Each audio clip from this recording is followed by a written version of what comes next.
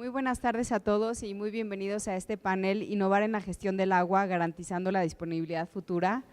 Le voy a pasar la palabra a Alejandro Ruiz, quien colabora en la Fundación del Empresariado Yucateco. Él es miembro del Subcomité de Medio Ambiente y Recursos Naturales de Semarnat, Campeche, en la Comisión Regional del Cambio Climático de la Península de Yucatán y el comité organizador de la Expo Foro Ambiental 2017 y 2018, aliado regional del CEMEFI, siendo el responsable de promover la cultura de la responsabilidad social en la península de Yucatán, e impulsor del movimiento Aliarse por Yucatán, Aliarse por Quintana Roo, Aliarse por Campeche y la firma del Acuerdo para la Sustentabilidad de la Península de Yucatán. Muy bienvenidos a todos y muchas gracias, Alejandro.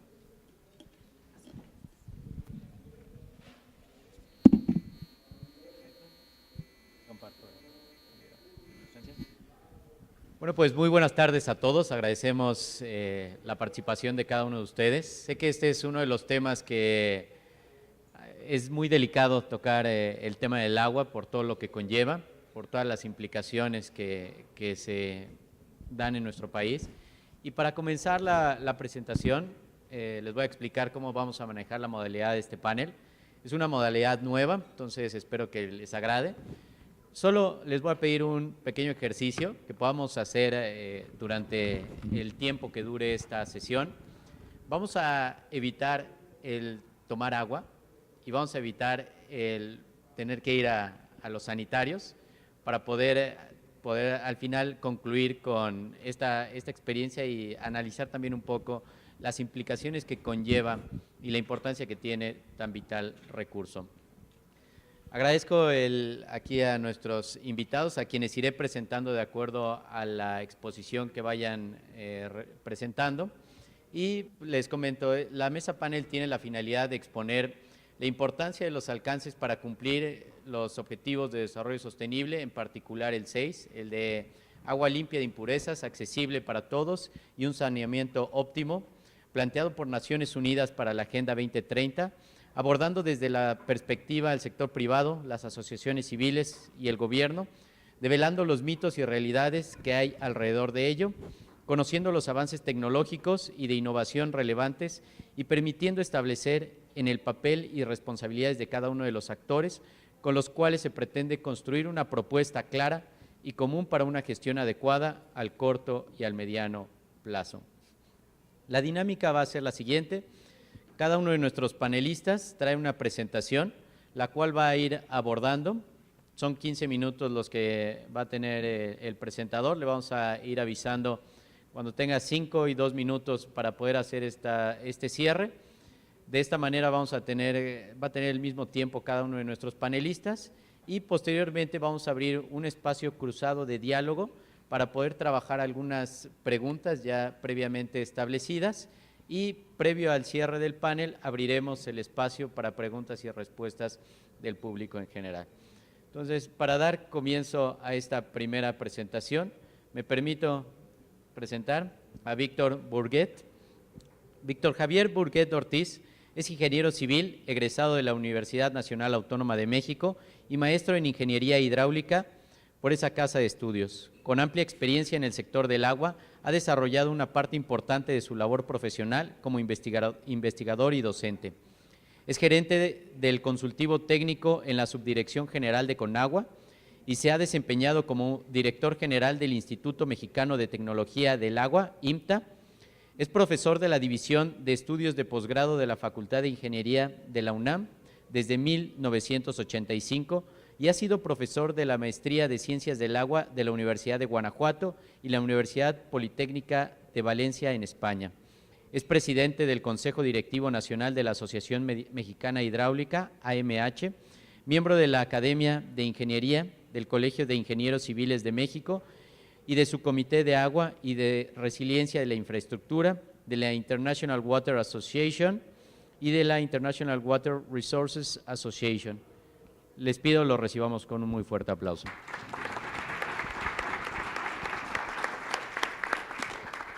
Muchas gracias, Alejandro, y muy buenas tardes a todos.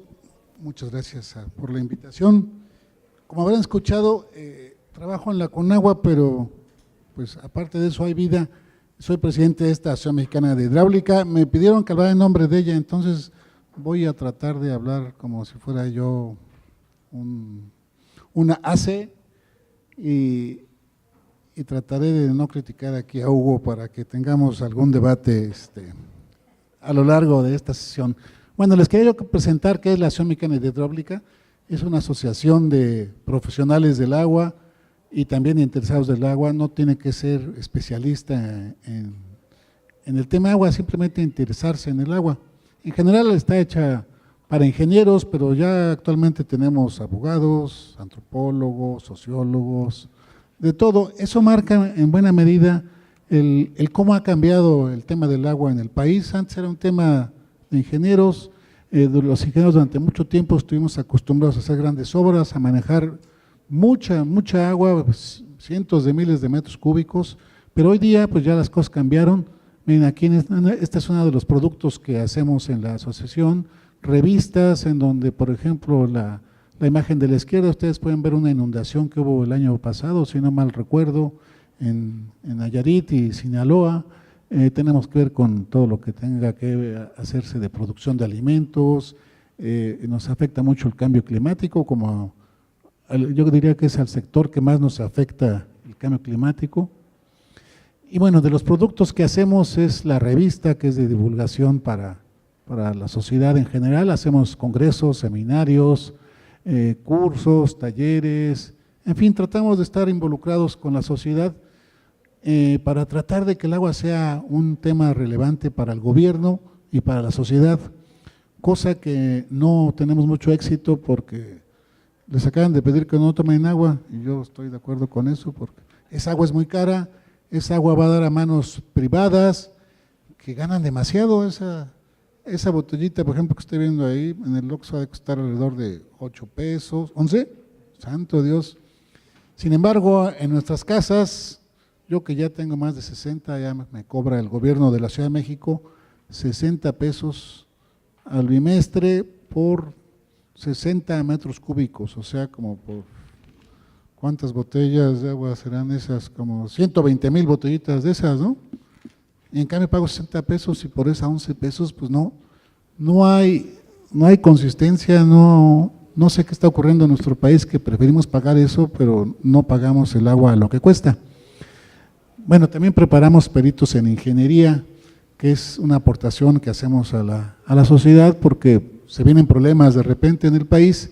Todos habrán oído de la K invertida que el año pasado falló en el suministro a la Ciudad de México del Cutzamala y se requiere un perito que revise qué pasó para poder fincar responsabilidades a quien corresponda.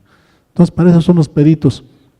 Y bueno, me pidieron hablar sobre la responsabilidad social y pues estamos con empresas, estamos con la gente que se dedica al agua potable y muchos años de mi vida los dediqué a eso y les puse algunas de las cosas que deberían de hacer los organismos operadores, que por eso decía yo de Hugo, que representa a las empresas de agua y saneamiento.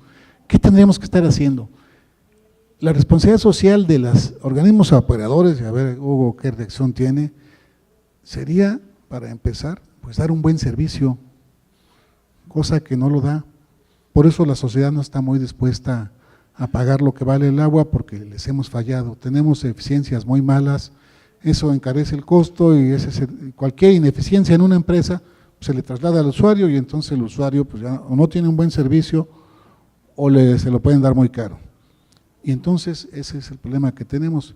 Quizás si todas nuestras empresas fueran privadas, otro mundo sería.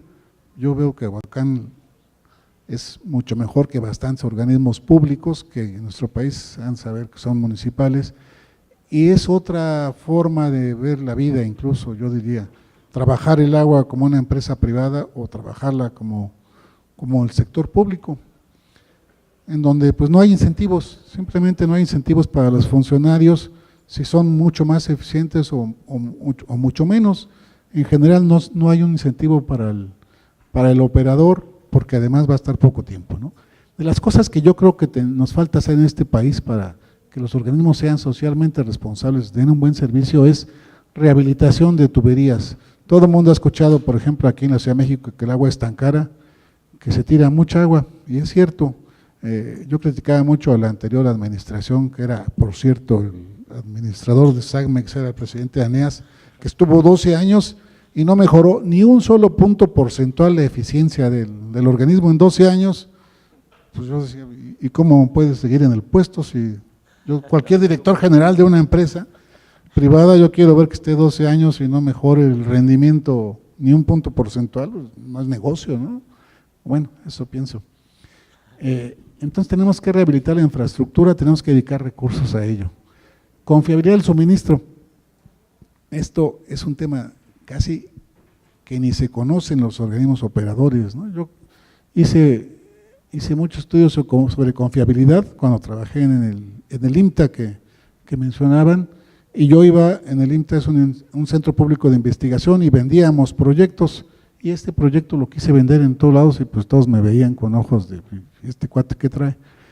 Simplemente es que tengamos redundancia en nuestros sistemas, como si fuera un sistema de producción que tenga dos líneas, digamos, y que si les falla una, pues tienen otra, o si tienen un sistema de distribución de sus productos, pues tienen que tener un respaldo por si fallan los equipos, por si no llega el operario. Uno tiene que tener instrumentadas diferentes medidas para poder garantizar que el agua le va a llegar a la población con la presión adecuada, con la calidad adecuada, en el tiempo adecuado, en fin. Esto es la confiabilidad del suministro y es un tema que ni siquiera es tema todavía para nuestros organismos en general. Por ejemplo, ahorita lo que estamos haciendo para sustituir la K invertida es precisamente eso, darle confiabilidad al suministro de la Ciudad de México en el Cutzamala, metiendo dos líneas, metiendo dos trenes de bombeos, y si pasa algo en una o le tenemos que dar mantenimiento, tendremos otra línea alterna, sin parar el suministro de la ciudad, que ya, si a alguien le tocó vivirlo, estuvo una semana casi sin suministro, y si falta el agua en la casa, se nota. Y bueno, el punto más importante, en mi opinión, es de mejora de eficiencia. No puede ser que la mitad del agua, y a veces más, se tire, se produce a un costo alto, que por eso también es otro de los puntos que tengo aquí al final, el costo de producción. Cuesta muy caro el producir agua, el potabilizarla, el traerla, por ejemplo la del Cutzamala que estoy mencionando, traerla desde las presas del Estado de México y Michoacán a la Ciudad de México debe tener del orden de 35 pesos cada metro cúbico. La traemos, la metemos a nuestras tuberías y la mitad se va al acuífero, si bien nos va, otra parte puede irse a las tuberías de drenaje, y entonces todo ese es dinero tirado que alguien lo está pagando. Y entonces, ¿cómo vamos a tener un buen sistema de agua potable en la Ciudad de México si es ineficiente, si no cobra lo adecuado, si la gente no está dispuesta a pagarle? En fin, tenemos muchos problemas que tenemos que resolver, y va a empezar por este tema que ustedes manejan de la responsabilidad social. El siguiente también es una cosa que ha mejorado, es ciertamente en los últimos 20, 25 años, la medición de consumos y medición de la producción, que es una cosa que nuestras empresas, pues es básico, o sea, tenemos que saber cuánto estamos produciendo y a qué costo para saber cuánto necesitamos invertir o cuánto tenemos que vender. Pues créanme que apenas hace 20 años se empezó a tomar en serio la medición. Actualmente ya podemos discutir de que se mide más o menos bien, de que hay muchos productos en el mercado para medir, ya podemos incluso comprar medidores muy baratos chinos, que seguro son malos, pero ya hay una gran variedad de mercado, ya cuando menos hay competencia. Hace pocos años nada más había dos productores en México, Sicasa y Azteca, y pues eran tecnología más bien ya bastante obsoleta para su tiempo. Y este tema que parece casi increíble, costos de producción de agua potable, en verdad que difícilmente ustedes van a encontrar en internet, pónganse a buscar costos de producción y va a ser muy difícil que encuentren el costo de producción del agua potable en el país, y yo quiero ver que encuentren en cuánto le cuesta a la PepsiCo, a la FEMSA, cada botellita que nos venden a 11 pesos, ¿seguro? Seguro que no les cuesta, ¿qué será? 2 pesos, y eso porque el envase de plástico es caro, debe ser unos 50 del envase, bueno, tal vez, un peso de publicidad y con 15 centavos o menos del agua, ¿no? Estas son las cosas con las cuales yo pienso que tendríamos que empezar para que los organismos y las empresas de agua en general sean socialmente responsables. Ya después pueden hacer otras cosas, como ayudar a la comunidad, que le gusta mucho a las empresas, o hacer eventos de cultura del agua con botarguitas y traer niños y decirles que hay que cuidar el agua. En fin, hay muchas cosas que sí pueden hacer después de eso. Y ya para cerrar y que Rodolfo me diga algo, Aguacán es el sistema de agua potable en Cancún, ¿verdad? Y ahora también en Playa del Carmen. Bueno, dan un magnífico servicio en toda la zona turística, ¿verdad? Porque ahí está el negocio y los entiendo. Pero cuando uno se va a donde están los, ¿cuál es la palabra que tenemos en este país? Este sexenio, no, ese es de los cifís, no, los cifís no sufren en ningún lado. Pero si te vas a la zona chaira, pues ya el servicio no es tan bueno, ¿no? Y entonces uno dice, bueno, pues Aguacán es un buen negocio, ha florecido, le va bien, son responsables, pero volteen hacia los chairos porque el servicio no es tan bueno y ustedes podrían dar mucho mejor servicio, y ya con eso yo diría, sí, son socialmente responsables, porque eso es la mejor manera de retribuirle a todos los mexicanos, que todos los que estemos en el sector público, pues hagamos la chamba, demos un buen servicio, atendamos a la población, y Aguacán, aunque es empresa privada, pues da un servicio público y también está obligada a darle un buen servicio a sus usuarios, aunque sean chairos, digamos. No sé cuánto tiempo me quede, si ya me pasé. Listo. ¿Listo? Muchas gracias a todos.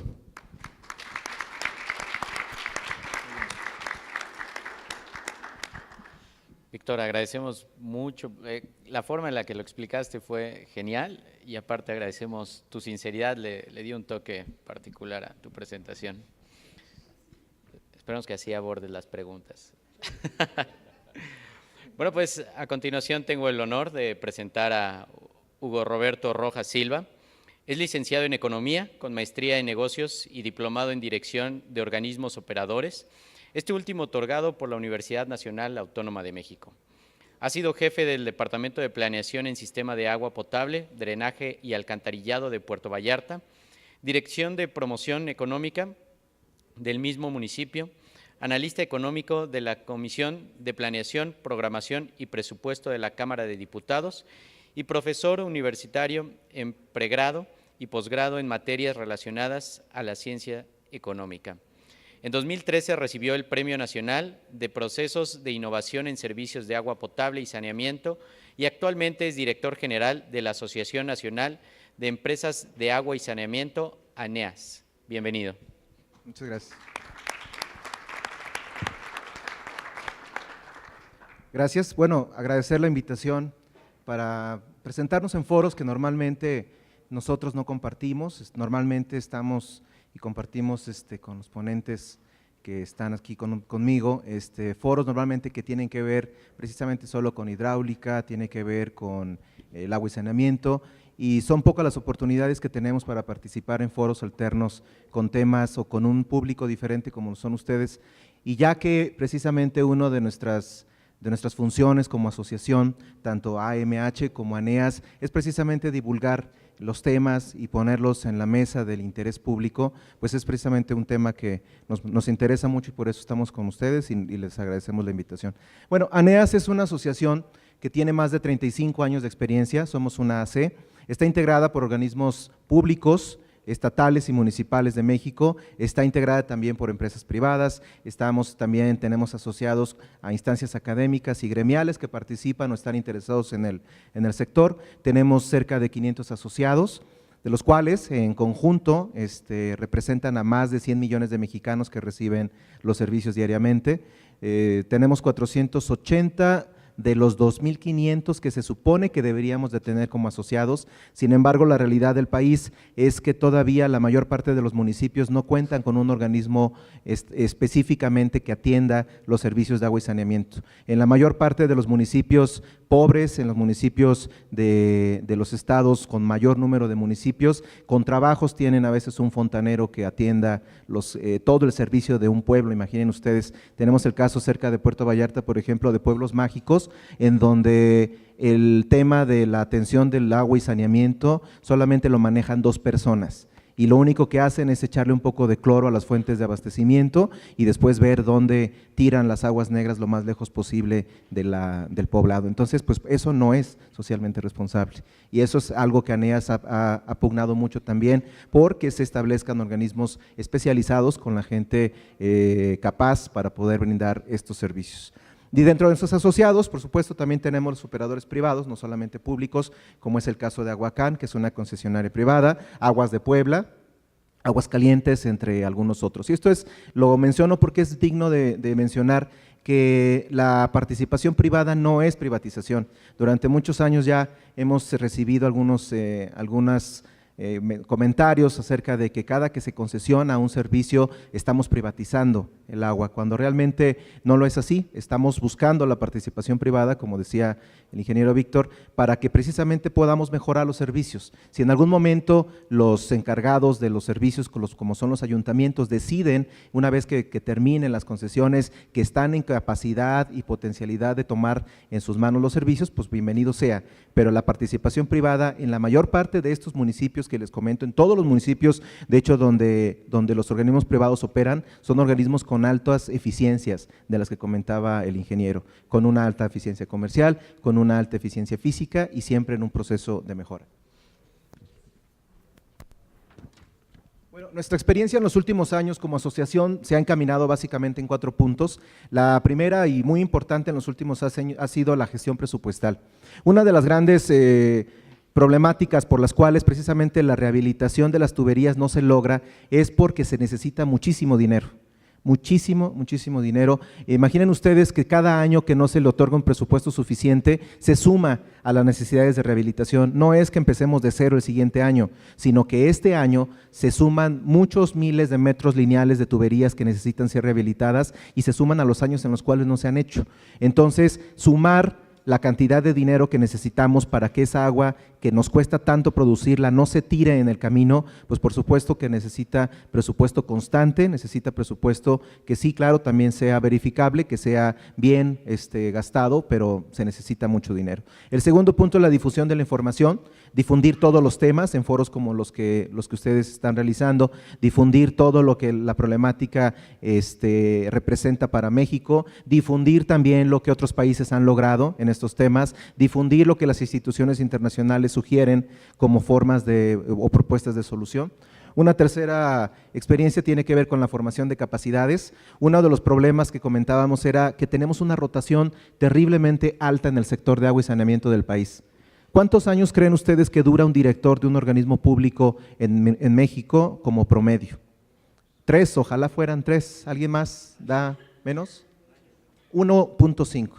1.5 años es lo que dura un director al frente de un organismo. Imaginen cómo podemos planear o cómo se pueden realizar obras de infraestructura a mediano plazo, ya no digan a largo plazo, si un director que entra al sector apenas después de un año puede estar agarrando la onda y al año y medio ya lo cambiaron. Y si cambiaron al director, cambiaron a su gente. Entonces tenemos una alta rotación de personal que no tiene la experiencia y no tiene las capacidades suficientes para atender a un organismo de agua y saneamiento. Y finalmente el tema de la gobernanza del agua, que es un tema o que es un concepto que después de la caída de Berlín entra a los ámbitos académicos y no es más que gobernar bien, gobernar con la gente, proponer nuevas formas de hacer las cosas. Y en el tema del agua, la participación social, la participación privada, la participación de todos es cada vez más importante. Lo que comentaba el ingeniero Burguet de que en la AMH cada vez hay disciplinas diferentes a la hidráulica, es una prueba de ello, porque los temas no solamente tienen que ver con la ingeniería, tienen que ver mucho con el modelo de gestión, es decir, quién reparte el agua, quién recibe el agua, quién se encarga de establecer las tarifas por las cuales, por ejemplo, en la Ciudad de México efectivamente pagan tan poco. ¿La que sigue, por favor? Me voy a brincar la parte de los indicadores porque son indicadores generales del sector que no tienen tal vez ahorita mucho que ver con la experiencia. En la que sigue, por favor. Finalmente, bueno, es comentar solo que las soluciones técnicas pues están más que dadas. Tenemos, creo que los mejores ingenieros de Latinoamérica y si no, y por no decir del mundo, en la Facultad de Ingeniería de nuestras universidades, que sin duda han propuesto las mejores soluciones técnicas, pero entonces preguntarnos por qué no hemos entonces solucionado el tema del agua, precisamente porque no es un tema solamente de ingeniería, es un tema, como ya les comentaba, de gestión, es un tema de desde nuestras leyes, es un tema de cómo participa el Estado, cómo participa la Federación, cómo participan las entidades públicas, las entidades federativas y cómo participan los municipios. La siguiente gráfica, la que sigue, por favor, es una muestra acerca de las diferentes tarifas que puede tener un organismo operador en las diferentes ciudades que ustedes observan ahí. Fíjense cómo el costo de producción va a variar dependiendo, por supuesto, de las fuentes, qué tan lejos lo traigas, qué tan profundos sean los pozos, qué tanto tengas que potabilizar, pero en términos generales se asume un promedio nacional de alrededor de 18 pesos de costo de producción y sin embargo, por 15 metros cúbicos de consumo mensual, fíjense la diferencia tan grande que existe entre Querétaro, Tepic, Tijuana o León, por ejemplo, que por estos 15 metros cúbicos en sus casas pagan mensualmente de 300 a 400 pesos, mientras que tenemos ciudades como Mazatlán, Colima o Mexicali, que por la misma cantidad de agua pagan apenas 100 pesos, 89 pesos, 103 pesos. Esta gran diferencia no es sostenible, porque los costos de producción no son tan diferentes en estas ciudades que cobran mucho y las que cobran poco.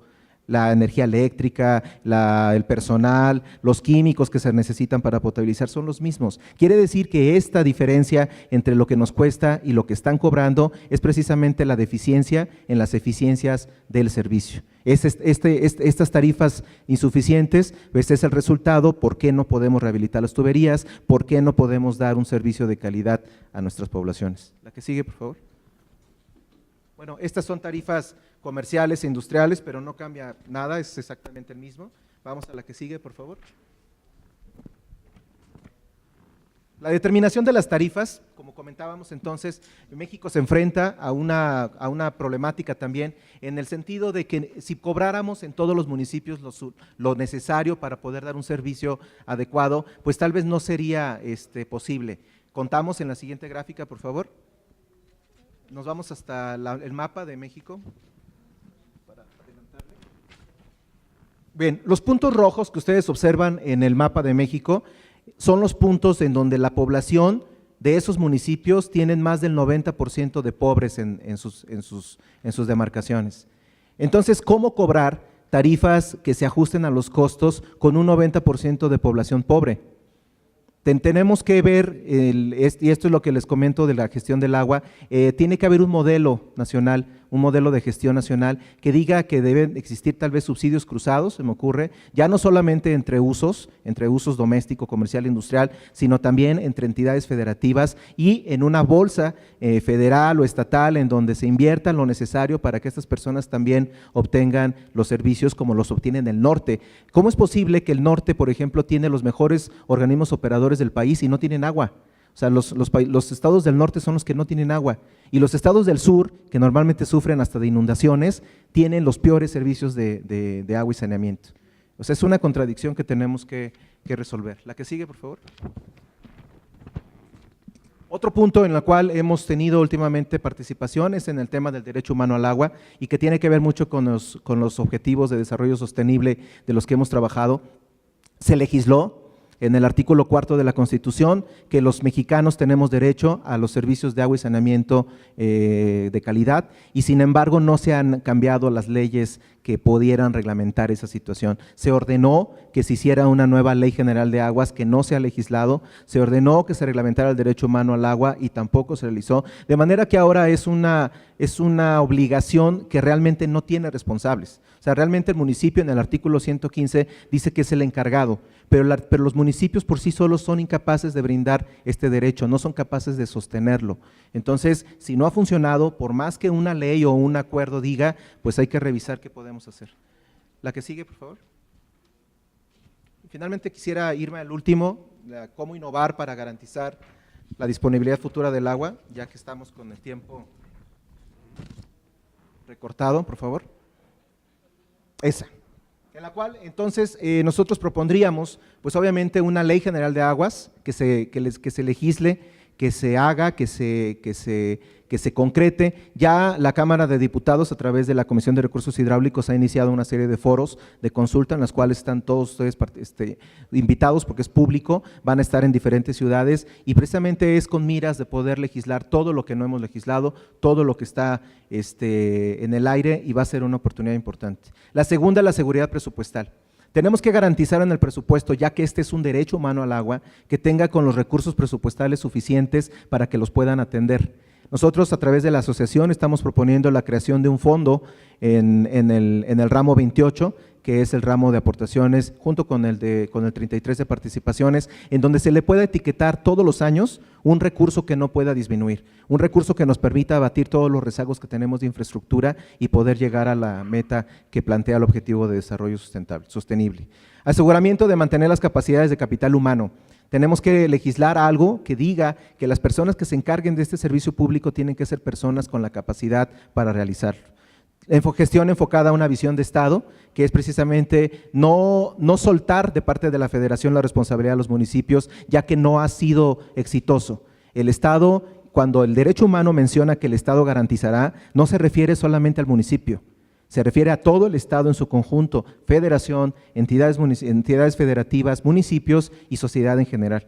Y finalmente una reglamentación de derecho humano al agua que nos permita saber entonces a qué se refiere, porque el derecho humano al agua se ha confundido muchas veces con gratuidad y no tiene que ver con ello, tiene que ver con, y lo menciona muy bien las Naciones Unidas, tiene que ver con asequibilidad, es decir, que sea factible pagar de acuerdo a las condiciones socioeconómicas de cada familia. Entonces, pues como verán, hay mucho que hacer, hay mucho que plantear, los retos son enormes, México tiene todavía muchos problemas en abastecimiento de agua, son 44 millones de mexicanos que no cuentan con dotación diaria, por ejemplo, 8.8 millones que no tienen acceso a agua directa en sus hogares, 4.3 metros cúbicos de cada 10 se pierden en las tuberías y de cada 10 metros cúbicos producidos se entregan apenas 5.7 metros cúbicos. Y de estos, el peor es que todavía hay otro componente del cual no habíamos hablado, solamente se pagan 4 metros cúbicos. Los demás van a cartera vencida, no son incobrables y entramos en un círculo vicioso, el cual si el servicio no es bueno, entonces no lo voy a pagar.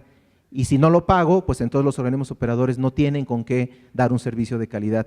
Finalmente, comentar que en el Plan Nacional de Desarrollo que presentaron en la semana pasada el gobierno federal, se plantea precisamente un objetivo, el 2.61 y 2.62, que tienen que ver para abonar al objetivo 6 de desarrollo sostenible de agua y saneamiento. Nos hubieran gustado que hubiera más objetivos que abonaran a este objetivo 6 o más acciones del gobierno federal, son solamente 2. Solamente estamos, bueno, de hecho junto con otro objetivo, creo que el 7, somos los que tenemos las menores acciones del Plan Nacional de Desarrollo.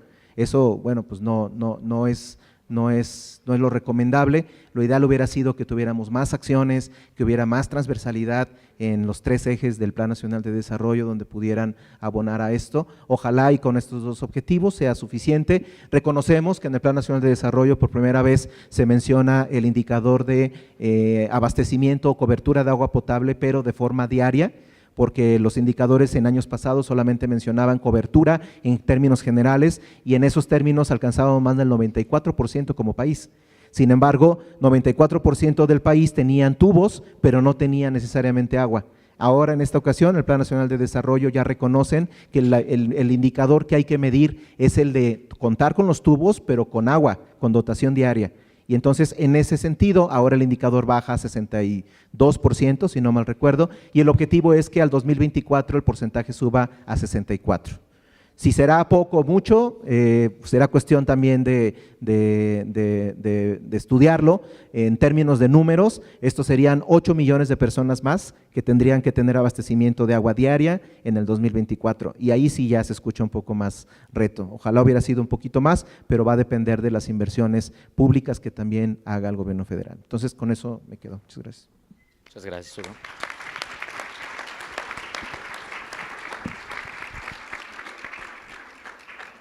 un excelente resumen, una excelente propuesta y ojalá que puedan aprovechar en cada uno de sus estados el sumarse a la conformación de esta Ley General de Agua para tener una próximamente en Quintana Roo.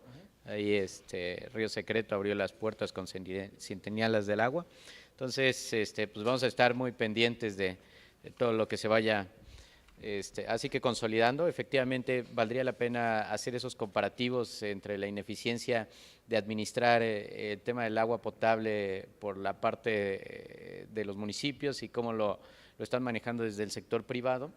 Y pues efectivamente también como lo comentaba Víctor, el analizar realmente el costo del agua. Muchas veces lo único que cobran algunos municipios es el tema de la distribución, pero no implica el tema de la extracción, de la potabilización, de la pérdida que hay en el agua y sobre todo el tema del saneamiento. Es triste que nosotros desde Yucatán, solamente en el caso de Mérida se trata el 5% del agua para el tema de saneamiento. Entonces tenemos ahí un gran reto que pues tal vez el mirar hacia estos aspectos como lo están manejando desde el sector privado como una concesión, puedan ser también una salida viable para poder dar un mejor servicio y sobre todo pues garantizar el futuro de una ciudad. Una ciudad sin agua, sin energía, no puede crecer, no puede ser autosuficiente. Vamos a continuar con Rodolfo Delgadillo. Él es ingeniero civil por la Universidad Nacional Autónoma de México, titulado con el trabajo de tesis Gestión Integral de los Recursos Hídricos en el Valle de México, desarrollada en el Instituto de Ingeniería de la UNAM, donde trabajó como parte del grupo de tratamiento y reuso de instituto. Es maestro por la Universidad de Oxford, en donde realizó estudios de Ciencia, Economía y Política del Agua en 2015, especializándose en métodos de evaluación del agua. En el sector público se desempeñó como asesor del titular de la Comisión de Agua del Estado de México, en donde formó parte de un grupo multidisciplinario enfocado a resolver problemas técnicos y sociales relacionados con los proyectos prioritarios del gobierno estatal. Se ha desempeñado como coordinador de proyectos hidráulicos en las empresas Aguacán, dedicada al servicio público del agua, alcantarillado y saneamiento en las ciudades de Cancún y Playa del Carmen. Actualmente trabaja en el desarrollo de negocios para la empresa Grupo Mexicano de Desarrollo, en donde analiza proyectos de agua y energía buscando sinergias entre estos dos sectores. Bienvenido. Muchas gracias. Pues gracias a la organización del evento y gracias a mis compañeros panelistas por este honor. En primer lugar, quisiera darles una pequeña introducción de lo que es nuestra empresa y quizás para la gente que no está tan involucrada en el aspecto técnico, en los diferentes pasos que conlleva la prestación del servicio. En nuestro caso, Azahuacán, como mencionamos, es una empresa concesionaria, es una empresa privada que lleva el servicio de agua potable, alcantarillado y saneamiento para la ciudad de los municipios de Benito Juárez, eso es Cancún, Isla Mujeres y también ahora para Playa del Carmen, Solidaridad. Y bueno, quisiera darles unas cifras genéricas de lo que es el sistema de Ahuacán, para que nos demos una idea de lo que estamos hablando. Es un sistema que abastece alrededor de 1 millón de habitantes, un poquito más. Tenemos una producción de agua de alrededor de 120 millones de metros cúbicos al año, eso es alrededor de 3.7 metros cúbicos por segundo. Para que se den una idea, pues la Ciudad de México consume por ahí más cerca de los 20, ¿no? entre 15 y 20 metros cúbicos por segundo. Es una ciudad, es un sistema todavía pequeño a comparación de esta gran megalópolis, pero esto es entre las dos ciudades, tanto Playa del Carmen como Cancún, ¿no? El número de conexiones, el número de cuentas que tenemos es de 400,000. Hoy en día, pues este número es prácticamente 95 o 97% cuentas domiciliarias. Son muy pocas las cuentas ya de hoteles, pero sí obviamente consumen un volumen mayor. La eficiencia de la cobranza, tenemos una muy buena eficiencia comercial, es del 92%, es decir, del 100 boletas que se emiten, 92 se cobran. Tenemos 13 plantas de tratamiento de aguas residuales y alrededor de 1,000 empleados actualmente, ¿no? Como mencionaba, atendemos estos 4 municipios, Benito Juárez, Isla Mujeres, Puerto Morelos, que es un municipio, creo que es aún el más nuevo de México, y Solidaridad, que está un poquito más al sur, donde está Playa del Carmen. Les voy a platicar también un poco del antecedente histórico. Esta concesión nace en la década de los 90, en el 93 para ser más precisos, ante una ciudad que estaba creciendo de manera muy explosiva. Cancún fue un desarrollo turístico que detonó en la década de los 90 y como podemos ver en el lado izquierdo, pues teníamos una población cuando se tomó el sistema de alrededor de 200 y pico mil habitantes, con Cancún prácticamente tomando la totalidad de esta población. En ese momento eran alrededor de 200,000 habitantes y durante estas 2 décadas pues ha detonado muy impresionantemente la población. Hoy en día andamos pegándole arriba del 1,000,000 de habitantes, inclusive esto es a 2016, pero ya en los últimos 2 años ha habido un crecimiento muy importante, sobre todo de Playa del Carmen, y prácticamente esperamos que se mantenga por los próximos al menos 10 años un crecimiento cercano al 10% en Playa del Carmen. Cuando tomamos el sistema, pues realmente no había una infraestructura muy desarrollada en cuanto a drenaje y saneamiento. 61% de las casas tenían agua potable, pero prácticamente no se trataba el agua residual, ¿no? Entonces, justamente parte de la fundamentación de este esquema concesionario fue una empresa que pudiera aportar los recursos que requería un desarrollo tan explosivo como el caso de Cancún. Es por eso que entramos.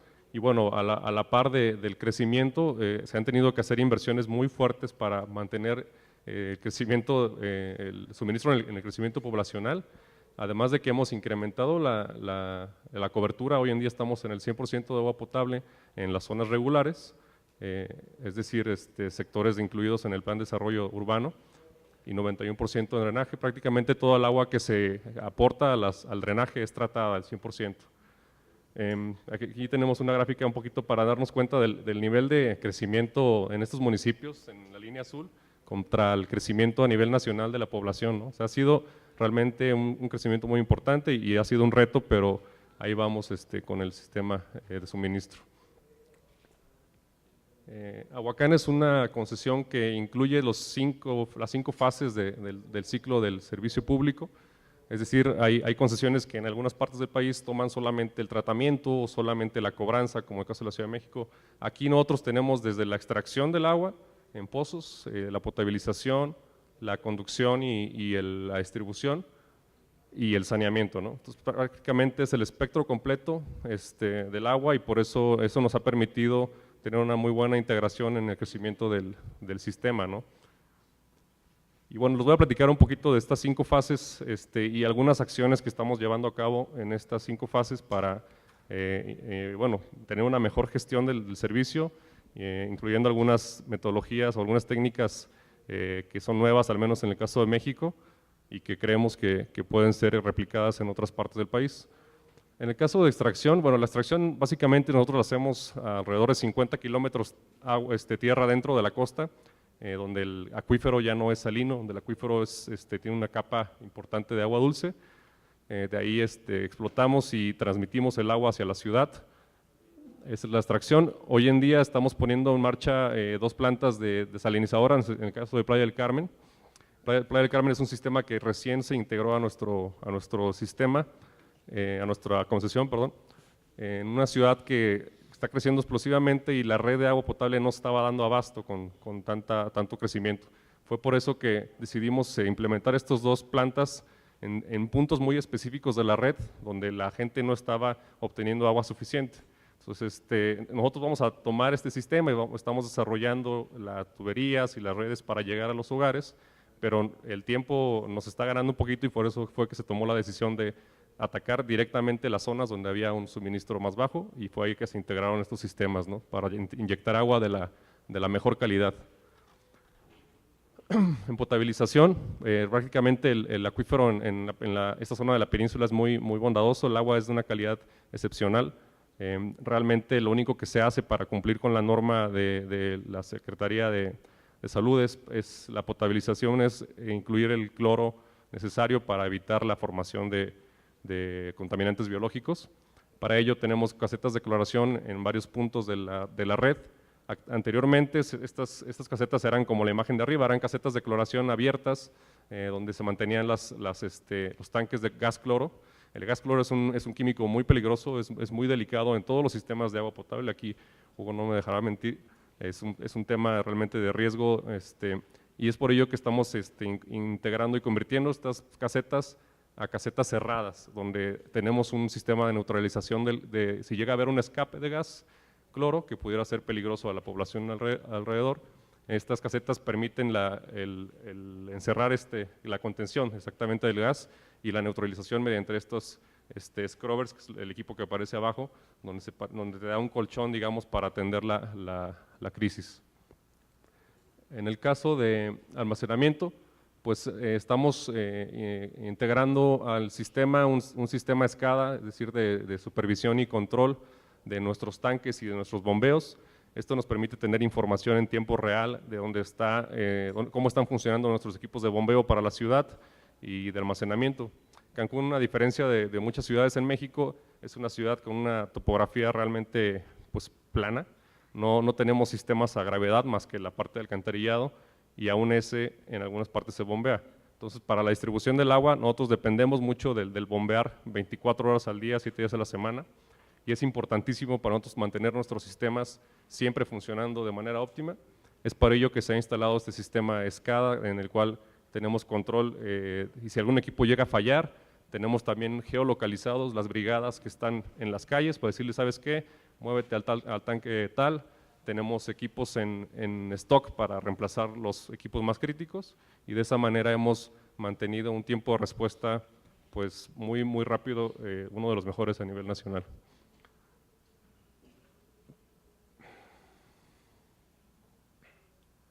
En cuestiones de conducción y distribución, pues sí es un reto el tema de la eficiencia física. Nosotros aún estamos siempre estamos trabajando en mejorar este aspecto del sistema. La eficiencia física, como comentaba aquí don Víctor, es mantener las redes sin fugas, ¿no? En muchas ciudades de México, yo me atrevería a decir que prácticamente en toda la Ciudad de México tenemos este gran problema, que es que al ser subterránea la distribución, pues muy complicado realmente encontrar dónde se está perdiendo el agua, y en la mayoría del país pues tenemos una eficiencia por debajo del 50%, ¿no? Entonces, es un tema delicado. Nuestro acuífero, en el caso de Cancún, es un acuífero kárstico, es una roca caliza muy porosa, entonces realmente es difícil encontrar las fugas rápidamente se transmiten al subsuelo. Lo que hemos hecho para atender este tema es sectorizar, una nueva campaña de sectorización, en el cual divides la red en pedazos muy puntuales, en los cuales es más fácil encontrar dónde se te está perdiendo el agua por la medición. Entonces, con esta medición estamos encontrando más fácil las fugas, y la parte, digamos que innovadora, si así se quiere ver, es un sistema de reemplazamiento de redes, en el cual creemos que es muy bondadoso. Se llama pipe bursting. Es una práctica que te permite, cuando encuentras un sector que de plano ya no se trata de tapar el hoyito, sino se trata de reemplazar la red porque ya es una coladera.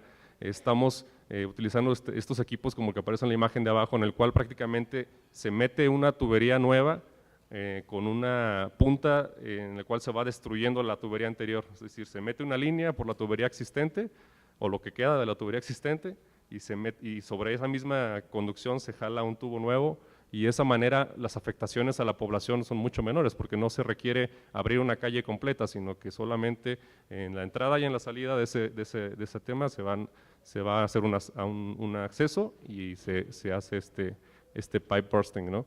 Esto nos ha permitido alcanzar eficiencias muy buenas en sectores muy específicos.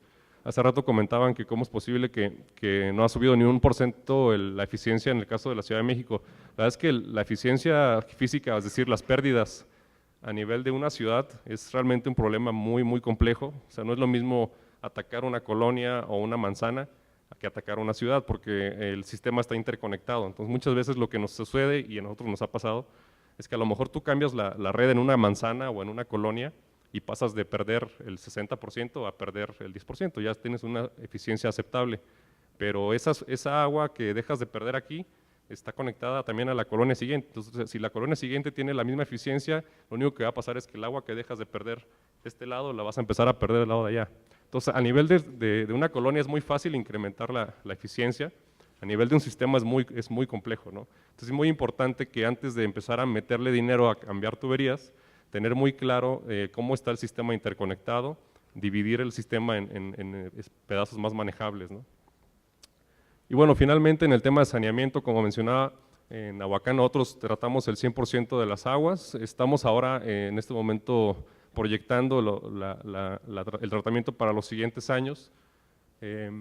Nosotros tenemos el reto, como en muchas ciudades de México, de que la red de agua de drenaje de lluvia no está separada de la red de alcantarillado sanitario. Es decir, es la misma red. Cuando llueve tenemos una inundación o algún aguacero que son muy comunes en Cancún, pues se te satura la red de sanitario, ¿no? Y es un problema para las plantas de tratamiento porque de repente pasas de recibir 100 litros por segundo a recibir 600 litros por segundo. Las plantas no están diseñadas para recibir estos volúmenes y realmente deberíamos en las ciudades estar planeando para tener estos dos sistemas separados, ¿no? Porque es un problema para todas las ciudades en nuestro país. Actualmente, pues lo que sí tenemos en el caso de Ahuacán es un laboratorio que está continuamente tomando las muestras de las aguas tratadas y de las aguas a la entrada de las plantas. Tenemos un laboratorio certificado por Bureau Veritas con ISO 9000 y bueno, hasta ahorita no hemos tenido ningún problema en cuestiones. De repente con estos picos que les comentaba, pues sí nos llega a suceder que es sobrepasada nuestra capacidad, pero en lo general estamos en cumplimiento. Y bueno, pues de mi parte eso es todo. Quisiera agregar un par de temas ahorita que salieron aquí, el tema del derecho humano al agua. Nosotros, en el caso de Cancún y de Playa del Carmen, hemos logrado eficiencias muy buenas en la cobranza, porque nosotros cuando el usuario no paga, estamos cortando el agua. Así es como funciona y la verdad es que sí, como mencionaban hace un momento, el agua es un derecho humano, pero entubada y en tu casa tiene un costo, ¿no? Hoy en día la regulación en el estado de Quintana Roo no nos permite más cortar el agua y de esta manera lo que estamos haciendo ahora es reducir el flujo de agua a las casas. Es decir, si tú eres un usuario que no está pagando su volumen de agua, se hace una reducción en la toma para recibir solamente un flujo que es el que recomienda la Organización de las Naciones Unidas, un piso que es suficiente para las necesidades más básicas de una persona. No obstante, es que ahora que estamos cambiando este esquema, la verdad es que la cobranza se ha mantenido en un nivel aceptable, no ha bajado de ahí. Sí vimos una pequeña caída en lo que implementamos este nuevo sistema, pero digamos que la gente está contenta con su servicio. Nosotros en todas las zonas que atendemos tenemos servicio todos los días. Hay zonas de la ciudad donde sí llegamos a parar en algunas horas, pero digamos que diario la gente tiene volumen de agua.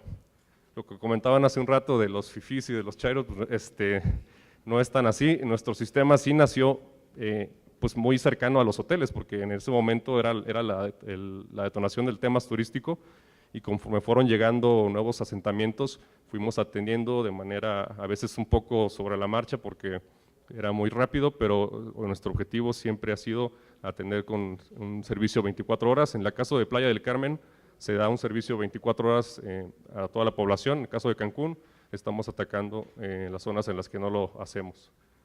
Y bueno, eso es todo de mi parte. Muchas gracias.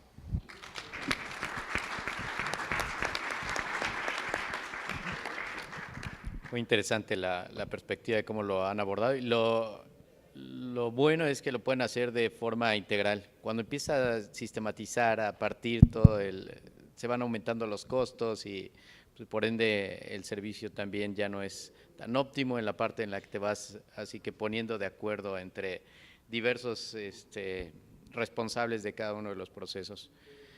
A continuación voy a permitirme presentar a Humberto Armenta González. Es ingeniero civil, egresado del Instituto Tecnológico y de Estudios Superiores de Monterrey y fundador de la empresa Regiomontana de Construcción y Servicios SAPI de CB, REXA. Durante sus estudios fue presidente de la American Society of Civil Energy, ASCE, y cuenta con una larga carrera institucional dentro de la Cámara Mexicana de la Industria de la Construcción, CEMIC, desde 1996, año en el que inició con el cargo de coordinador de la Comisión de Jóvenes Empresarios del Estado de Nuevo León, para después asumir la vicepresidencia nacional entre el 2004 y 2006, representando a los constructores específicamente en infraestructura hidráulica. Es autor del libro Apuntes sobre la gestión hídrica y la infraestructura hidráulica, en el cual plasma los programas de acciones y proyectos para la sustentabilidad hídrica en las distintas entidades federativas y se destaca por profundizar en temas como seguridad hídrica, política pública, administración sostenible de las aguas nacionales, servicios públicos, ciencia, tecnología, innovación, finanzas, evaluación de obra y mejoramiento del desempeño del sector agua. Les pido también lo recibamos con un fuerte aplauso.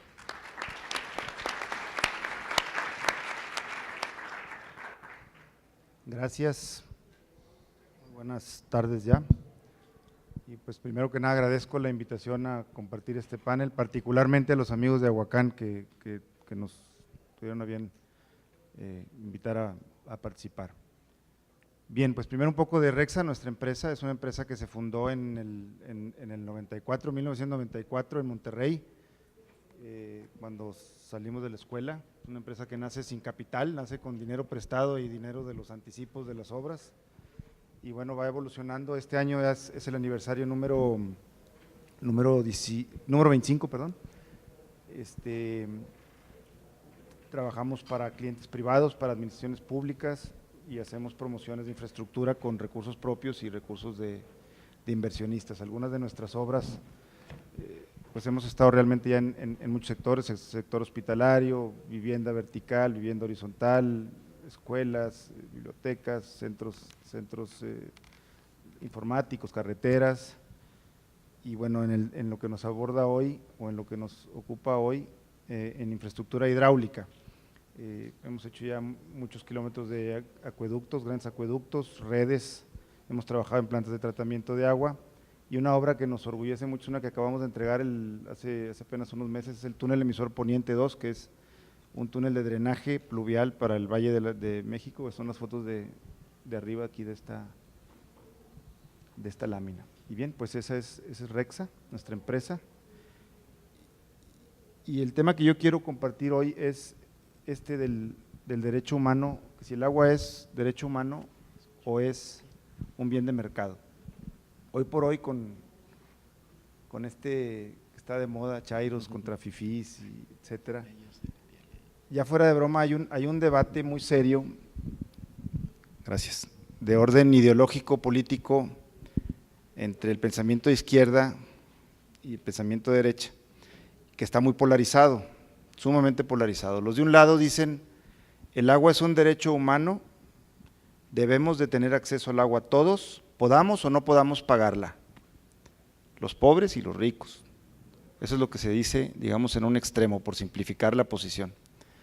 Y en la otra posición está quien alega que la gestión hídrica y de infraestructura hidráulica requiere de inversión privada.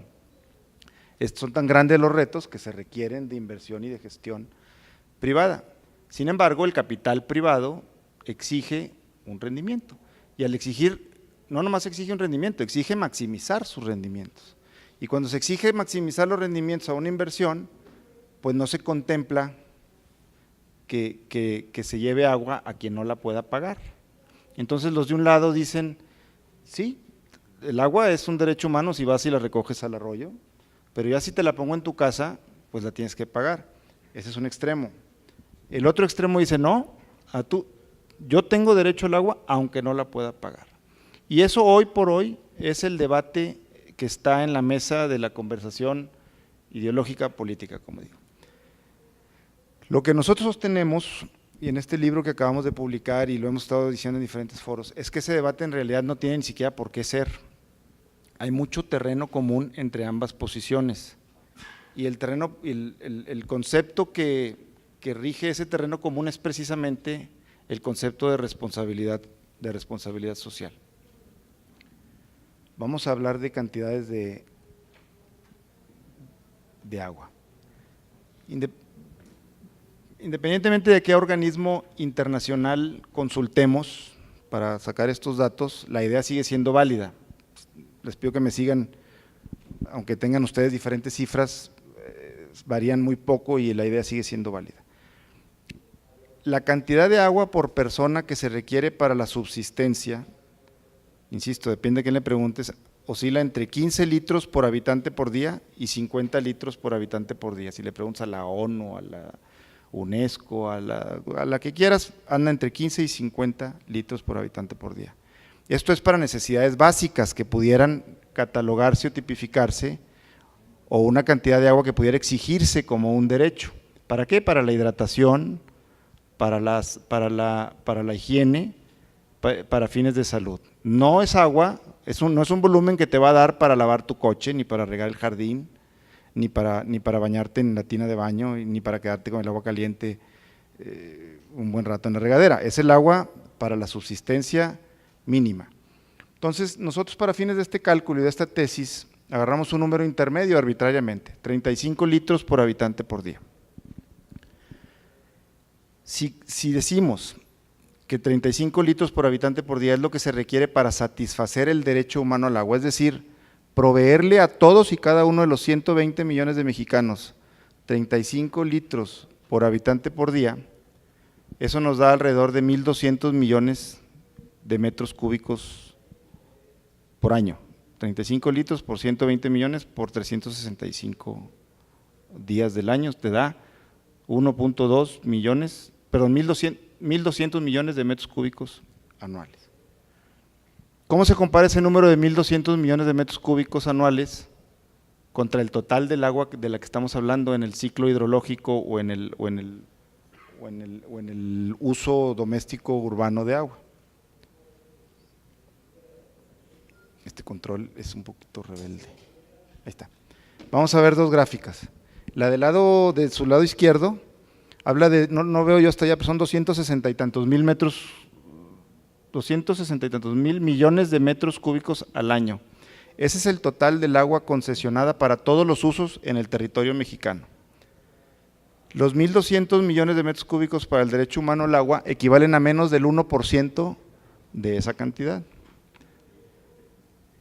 Menos del 1%, el 0.5% de esa cantidad. O sea, el agua que requerimos para satisfacer el derecho humano al agua en realidad es muy poquitita comparada con todo el agua que como Estado, en su más amplia definición, estamos gestionando. Del lado derecho, ahora comparo ese número de 1.200 millones de metros cúbicos contra el agua o el volumen concesionado de agua para el uso doméstico urbano, es decir, el de nuestras casas, que es un volumen de 15,000 millones de metros cúbicos. Entonces, 1.200 millones de metros cúbicos sigue siendo muy poco, sigue siendo como el 13% de los 15,000 millones de metros cúbicos que se gestionan en todos los organismos operadores del país, en todas las ciudades del país. Es el 13%. Entonces, una empresa privada o un operador público bien pudiera cargar con el costo de distribuir el agua sin cobrarla de ese 13% del volumen que maneja. ¿Por qué digo que pudiera? Pues porque ya hoy por hoy sus niveles de eficiencia son del 50% física y 50% comercial. Hoy de cada metro cúbico que se le mete en promedio a una red, no es el caso particular de Aguacán, que es una de las que levantan el promedio a nivel nacional, como Agua y Drenaje de Monterrey o el Organismo Operador de León o el de Tijuana o algunos otros. Pero de cada metro cúbico que se mete a la red, llega a su destino aproximadamente la mitad, 50%. El resto se pierde en fugas. Y de cada metro cúbico que llega a su destino, aproximadamente la mitad se cobra, es decir, la mitad de la mitad, es la que logra recaudar un dinero que sirve para financiar la gestión del reparto de agua y de la infraestructura. Entonces, si nosotros vemos la gráfica de pie de la derecha, ese 13% que hoy por hoy se lo sacamos al agua que sí repartimos, a la parte izquierda de la gráfica, pues si le metemos inversión privada a la parte de la derecha para eficientar las redes, tenemos un montón de agua, casi 6,000 millones de metros cúbicos, de dónde sacar el 1.200.000 millones que pudiéramos, por decirlo de alguna manera fácil y simplista, regalarle a todo el mundo, a todos los mexicanos. Entonces, esto es una idea pues, de orden filosófico teórico, ¿verdad? Para llevar esto a la práctica se requieren muchísimas cosas, como tener capacidad de micromedición en todas las casas, tener una catastración que conozca cuántos habitantes hay en cada casa y una bola de acciones ya de orden operativo que lo vuelven muy difícil. Pero para neutralizar este debate entre la izquierda y la derecha, tenemos muchísima agua o mucha tela de dónde cortar para recuperar esos 1.200 millones de metros cúbicos y regalarlos si quisiéramos. Y se acabó la discusión del derecho humano al agua.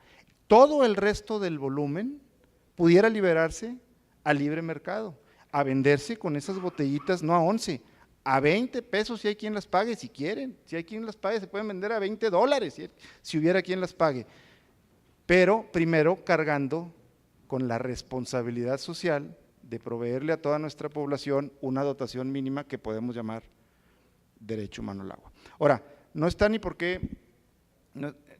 hay ni por qué debatirse del derecho humano al agua, esa sí no es una cuestión ideológica. México expresó ante la comunidad internacional en algún momento ser parte de la Declaración Universal de Derechos Humanos, en donde México como país se compromete ante la comunidad internacional a proveer ese derecho humano a la población. Ahora, este derecho no es uno de esos derechos humanos que le puedes reclamar a un juez, como el de la tortura, por ejemplo. No se vale torturar por cuestión de derechos humanos y si ves un caso lo señalas y un juez te declara culpable y se acabó el asunto. Cumplir con un derecho humano de estos implica un esfuerzo programático de presupuestación, planeación, ejecución de obra, gestión que tenemos que llevar a cabo.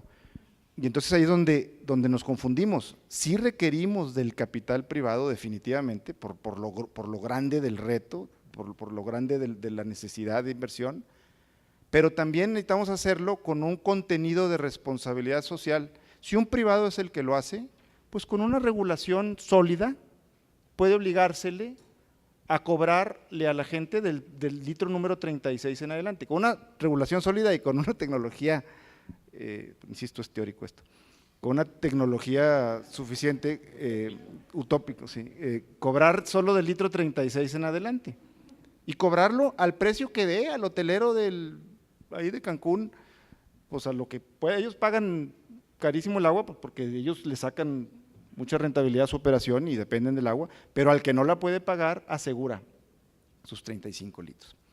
Bien, pues yo me como mi tiempo en esa tesis, en ese concepto y les agradezco mucho su atención. Gracias. Un sueño que a lo mejor con voluntad pudiera trabajarse, esperemos que esa misma propuesta se pueda ir escuchando, se pueda ir también trabajando de la mano con la Ley General de Agua, pero pues a ver, me vi ahí como algunos derechos de réplica que quisieran aquí abordar. Víctor, me gustaría que lo pudiéramos ser muy concisos para aprovechar el tiempo y continuar con la parte de las preguntas.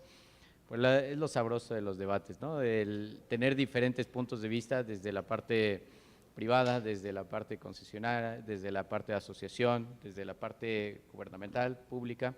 Entonces, te voy a ceder la palabra a Víctor, muy preciso, muy puntual, por favor. Un punto para cada de mis compañeros. Dice Hugo que la ley, sí, las leyes no cambian nada en este país porque no estamos muy acostumbrados a respetarlas, así que tendremos una ley preciosa, no va a cambiar la realidad. Pero bueno, habrá que hacerla. Para Rodolfo dijo, no es tan así. ¿Cuántos años llevan de concesión en Cancún? ¿Cuántos? Del 93 para acá, 26 años. 26 años. Y todavía no terminan con los chairos, pues yo diría que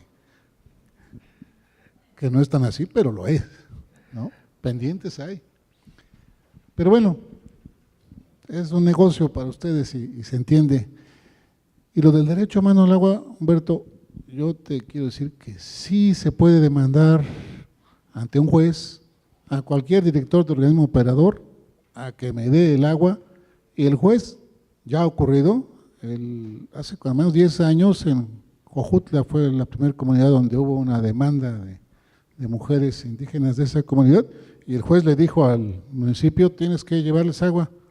Claro, en la realidad pues no había dinero para hacerlo y no se cumplió, pero se puede demandar, y a cualquier director de organismo operador de los que son de aquí, socios de Hugo, un buen juez podría meterlo a la cárcel porque no está cumpliendo, que es además un debate que a mí se me antoja pues del siglo pasado, porque en Suecia, en Francia, que ya vamos a tener un sistema de salud como los países nórdicos nos dijeron, no es un debate, nadie está discutiendo el derecho humano al agua, estamos discutiendo algo que debió quedar atrás hace muchos años en nuestro país, y luego darles 15, cuando les pusimos en alguna ley 50 litros habitante día, todas las ONGs que hoy están en el poder, el escándalo que hicieron, así que si les dices 15 o 35, no, mejor ni tocar mucho ese tema, o dile 100 y así con 100 ya van a estar contentos y no te van a hacer manifestaciones.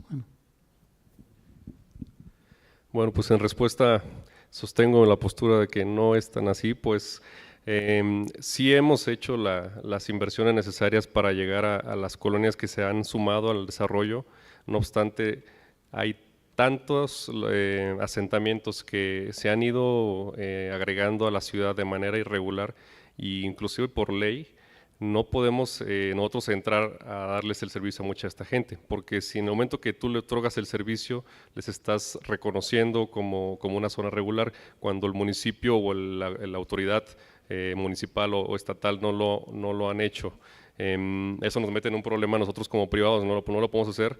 Y por eso es que no lo hemos hecho. Por compromisos políticos a veces se van sumando algunos asentamientos de este tipo desafortunadamente, y conforme se van incluyendo al plan de desarrollo urbano, nosotros lo sumamos y hacemos las inversiones de cabecera. Esa es la realidad.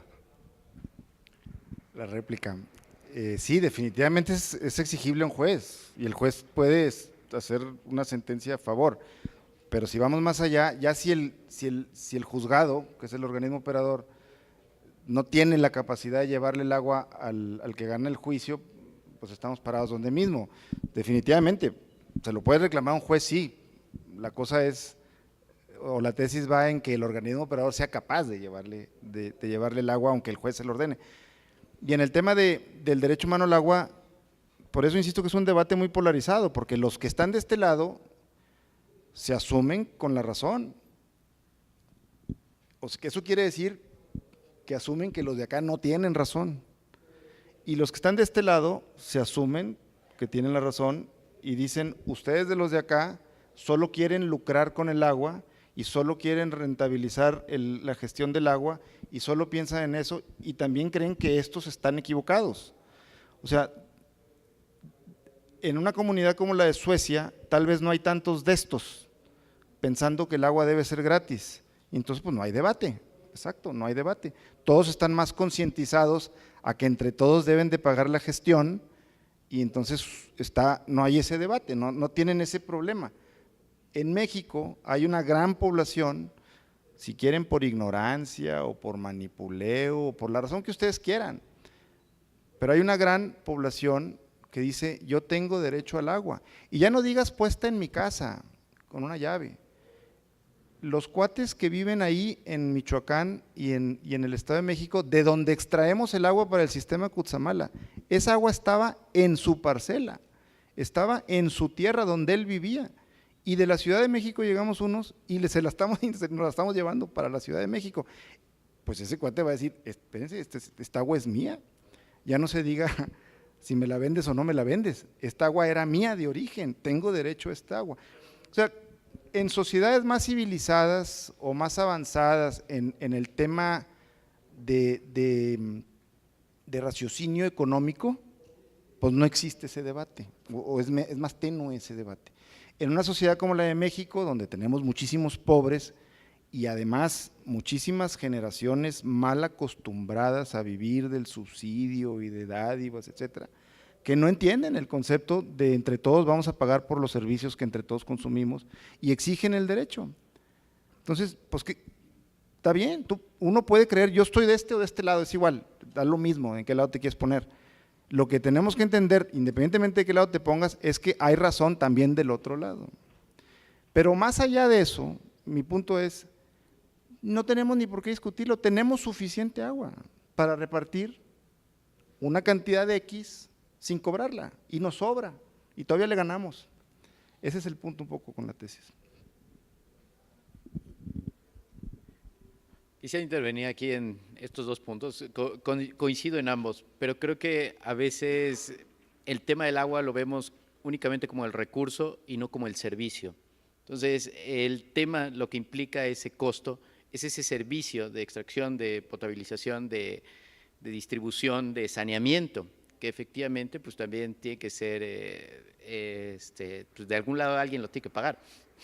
Del otro punto del derecho humano, efectivamente todos tendríamos derecho al agua, pero a utilizarla de acuerdo, de una manera racional, no ir a esos excedentes. Entonces creo que ambos puntos son muy válidos y lo interesante es sacar esa ecuación donde efectivamente pues esté esa neutralidad y que tengamos la infraestructura suficiente primero para abastecer y llegar a todas esas regiones que pues efectivamente hoy en día no tienen derecho a ese recurso. La parte de la ley, creo que es ahí donde entraría la última pregunta que traemos ahí a desarrollar, que es la parte de la ciudadanía. Es increíble que hoy en día tengamos esa visión de que las leyes no se cumplen, y tenemos varias ahí sobre la mesa, ahorita la de la Agenda 2030, la de cambio climático, que no se están haciendo las mediciones, pero y que hoy en día un memorándum tenga más peso que… Pero para ello necesitamos reglamentarlo y necesitamos educar en cuanto al cumplimiento de esas leyes y tener un organismo procurador que la haga cumplir. Entonces, creo que efectivamente para mí es un gran paso el trabajar en sentar las bases y sobre ellos mismos ir trabajando en así quién va a ser el regulador para poder alcanzar a cumplir esos estándares. Y por último, en la parte del caso de Aguacán, entiendo también las dos perspectivas, porque efectivamente, oye, ¿por qué no lo has alcanzado, no? Cuando ves la infraestructura, el crecimiento exponencial que ha tenido Playa del Carmen, por ejemplo, es un crecimiento avasallador, o sea, es la ciudad que más ha crecido en estos últimos años. Entonces, también debe de existir ciertas regulaciones y la perspectiva municipal que existe en Benito Juárez pues es totalmente distinta a la voluntad política que pueda haber en Solidaridad o que pueda haber, imagino, ahora en Puerto Morelos. Entonces, son todas esas variables que podemos a lo mejor trabajar en esta misma vertiente tanto de las propuestas, porque, repito, creo que todas las ideas que han aportado son muy válidas y que sobre eso creo que tienes así un gran reto, Hugo, de sumarlas e incluirlas en esta propuesta de ley, ¿no? Y que, pues ojalá que ya con esto que se pueda ir trabajando el próximo año podamos tratar y de traer una propuesta cabildeada, trabajada ya más a detalle, donde se pueda así que abordar todas las visiones desde la perspectiva de derecho, desde la perspectiva de sostenibilidad y desde la perspectiva de responsabilidad social. Creo que nos quedamos muy pensativos. Esa es la palabra. Bueno, yo quisiera comentar que las empresas públicas de agua y saneamiento que tiene México, para abonarle un poquito al tema de la ineficiencia, recordar que son un monopolio. O sea, realmente cuando un organismo atiende un municipio, atiende un estado, finalmente se convierte en el único, en la mayoría de las veces, que va a brindar el servicio. Es decir, los consumidores, los usuarios no tienen la posibilidad de decir, no me gustó Aguacán, me voy con otro, o me voy con otro, o me voy con otro. Y aún así, siendo monopolios, nos enfrentamos a estas situaciones de incobrabilidad, en algunos casos, de brindar derecho humano a pesar de todo. Mi punto iba a que de nuestros 480 asociados que tenemos tantas diferencias entre ellos. Tenemos, por decir algo, un Monterrey o un León, en donde todo el asunto del derecho humano al agua está resuelto, porque tienen las capacidades de inversión para poder brindar servicios aún a las personas que no pueden contratar. El informe de los recursos hídricos de las Naciones Unidas 2019, que acabamos de presentar hace un par de semanas en la Cámara de Diputados, tiene como título "No dejar a nadie atrás".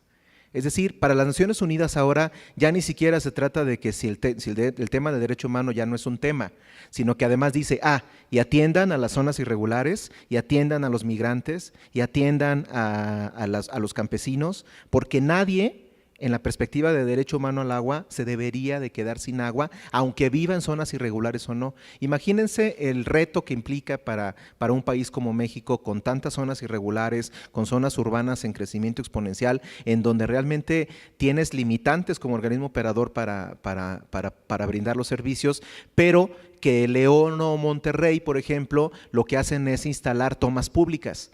O sea, instalan tomas públicas donde la comunidad es la responsable, con el objetivo de llegar y de brindar el agua a las colonias que no lo pueden tener hoy. Otros organismos como Ciapal Vallarta instalan, por ejemplo, dispensadores de garrafones gratuitos, en donde la gente puede acceder a ellos, demostrando que no tiene la capacidad de pago, y finalmente con eso se cumple también el derecho humano al agua. Pero ¿cuántos organismos estarán en posibilidades de brindar esos servicios?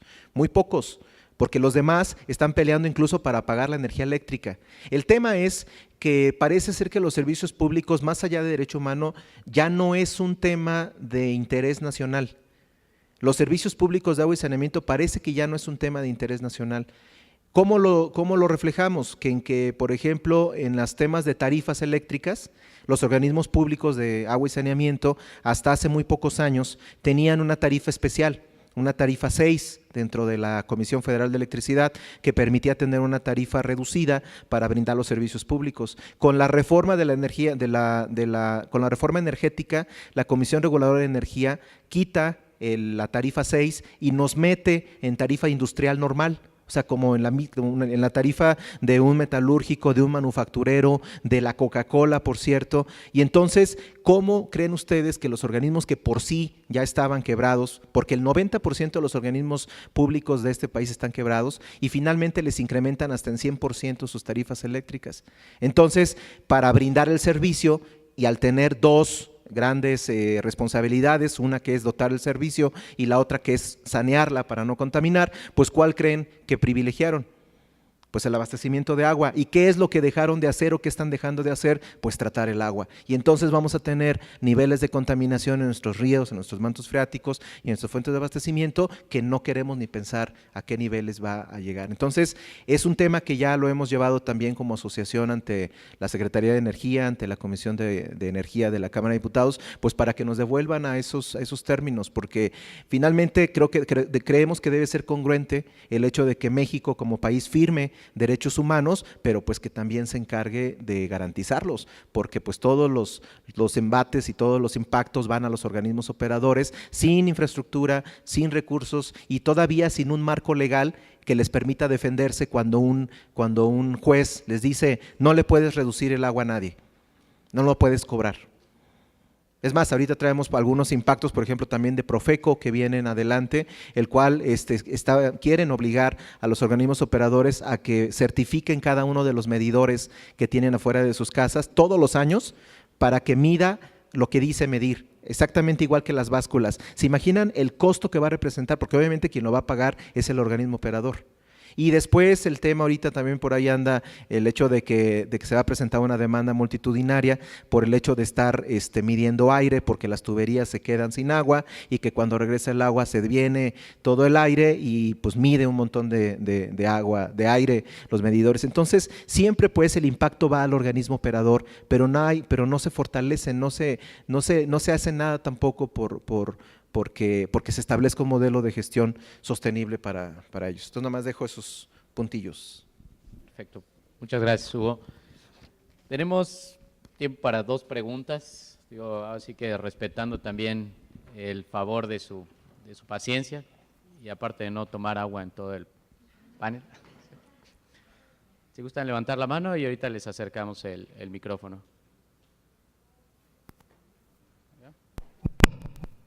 Creo que los dejaron impactados.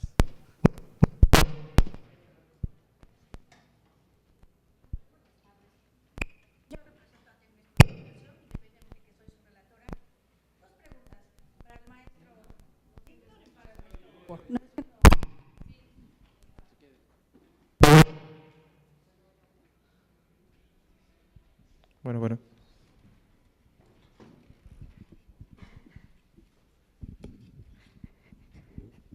Sí, precisamente es para los organismos estatales, municipales.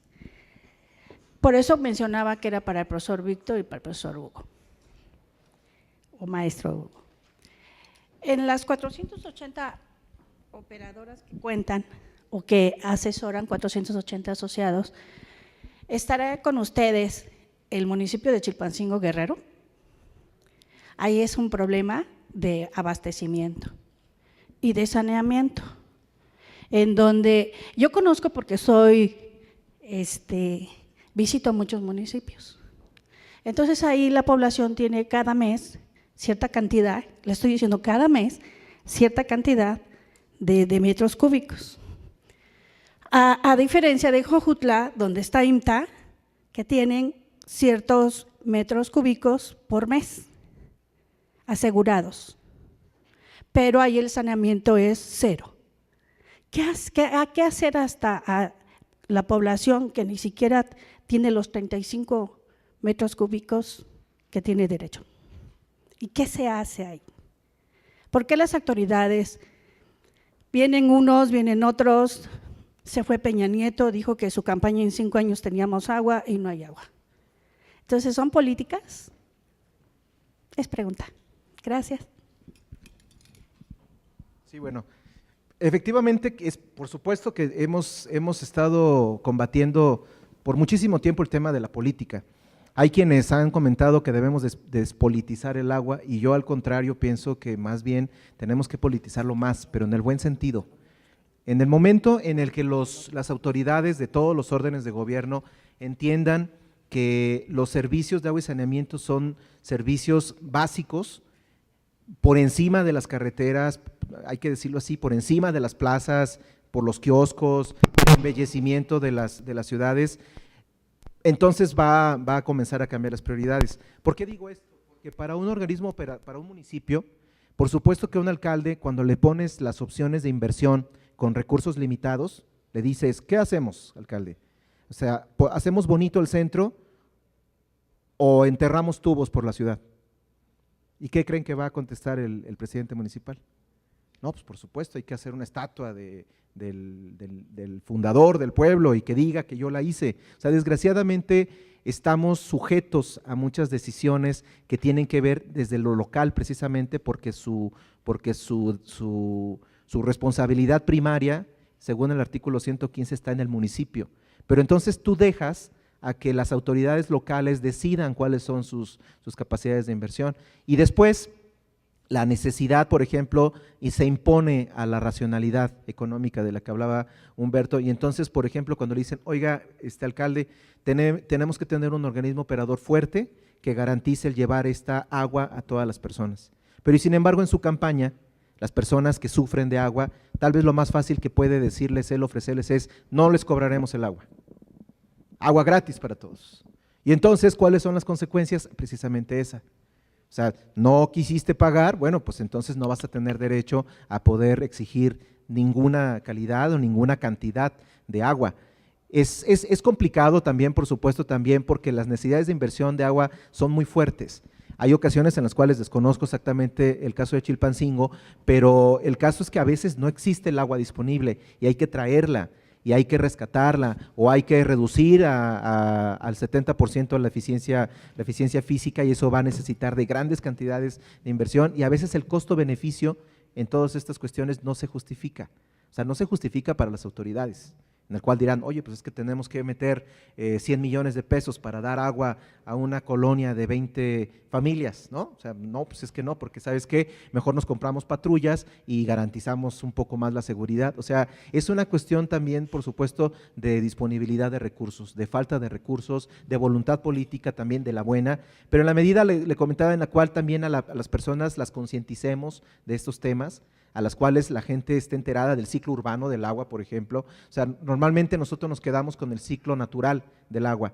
Entonces, por eso es que cuando se plantea el tema del agua, dicen, bueno, pero pues es que el agua no la da Dios, ¿no? O sea, ¿por qué no la tengo? Bueno, pues porque tú no conoces que no solamente es que llueva, escurra, se evapore, sino además hay que potabilizar, hay que distribuir, hay que recoger, hay que sanear.